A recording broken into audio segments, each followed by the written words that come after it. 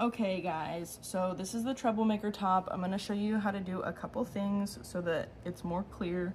This is a supplement to the pattern that I'm writing. So we're doing a million color changes on this project. So with that being said, I'm going to show you how to do a color change first.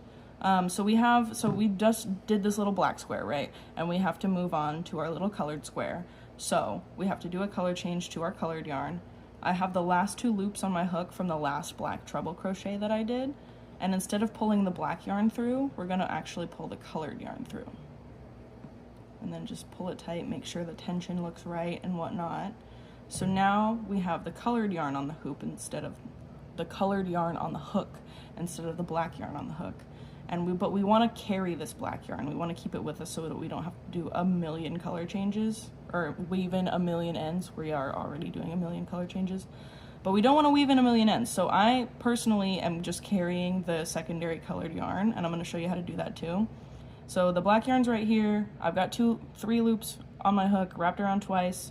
We're going to do a treble crochet like normal, except we're going to make sure that this black yarn is above our crochet hook, so that when we do this treble crochet, it stays within it. It's like, see how it's like locked in there?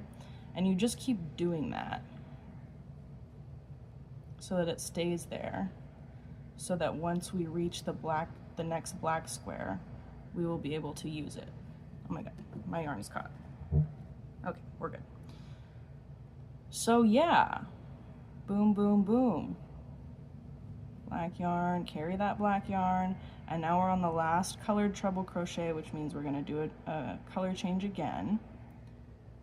Pull that black yarn through, and then we are going to carry the colored yarn through the black square. Look at that. Isn't that nice? It's super easy once you get the hang of it. You just have to kind of get in the habit of it.